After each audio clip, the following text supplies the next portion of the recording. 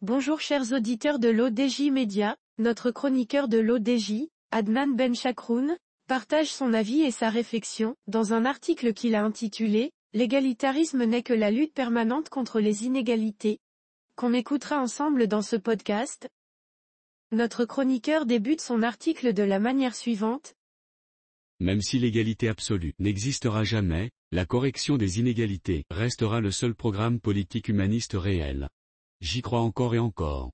Un engagement réformiste et l'humanisme marocain comme boussole à la veille du 18e congrès du parti de l'Istiklal, un moment crucial pour redéfinir les engagements et les ambitions, il est essentiel de réaffirmer notre croyance dans une cause impérative, la lutte contre les inégalités. La réalité brute de la vie est telle que nous naissions et mourons inégaux. Cette assertion, bien que résignée, ne saurait justifier l'immobilisme politique ou social. Les inégalités, sous toutes leurs formes, restent le combat majeur de notre temps. Elles s'étendent de l'économie à la culture, du monde urbain au milieu rural, touchant chaque aspect de l'existence humaine.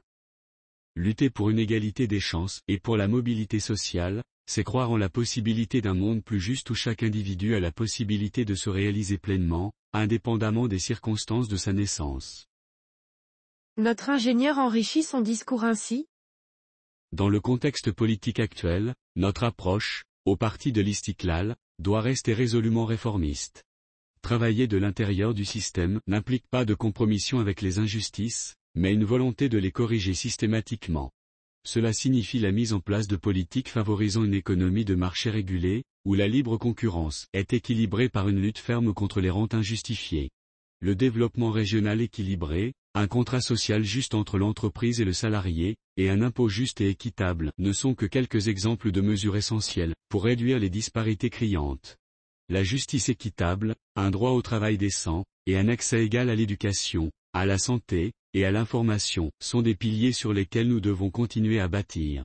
La dimension sociétale du projet ce n'est pas seulement une question d'économie ou de politique, mais aussi une question de tissu social. Les inégalités de genre, les obstacles rencontrés par les personnes handicapées, et les défis spécifiques des seniors sont autant de fronts sur lesquels notre combat doit s'intensifier. En outre, la promotion d'une gouvernance démocratique et participative est cruciale pour que chaque citoyen se sente impliqué et représenté dans le processus politique. Nous devons également reconnaître et valoriser le rôle des petites et moyennes entreprises, des start-up, qui sont souvent des moteurs d'innovation et d'emploi. Leur développement doit être soutenu par des politiques adaptées, favorisant un environnement entrepreneurial dynamique et inclusif. Au cœur de notre démarche, l'humanisme guide chaque décision. Cela se traduit par une attention particulière portée aux plus vulnérables, à ceux que le progrès économique et technologique risque de laisser de côté. S'engager pour une croissance inclusive, c'est refuser que notre avancée se fasse au détriment de quiconque.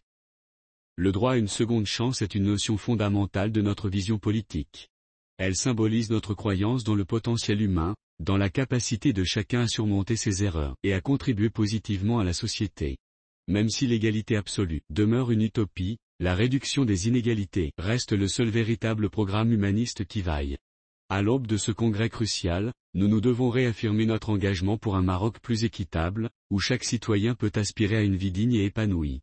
C'est avec un esprit résolu et innovateur que nous poursuivrons notre combat, car, j'y crois encore et encore, c'est dans l'action réformiste que réside la clé d'un avenir prometteur pour tous. Rédigé par Adnan Benchakroun. C'est tout pour aujourd'hui sur R212. On se dit au prochain podcast de nos chroniqueurs de l'ODJ, restez à l'écoute pour plus d'actualités. Et merci de nous avoir écoutés, à très bientôt.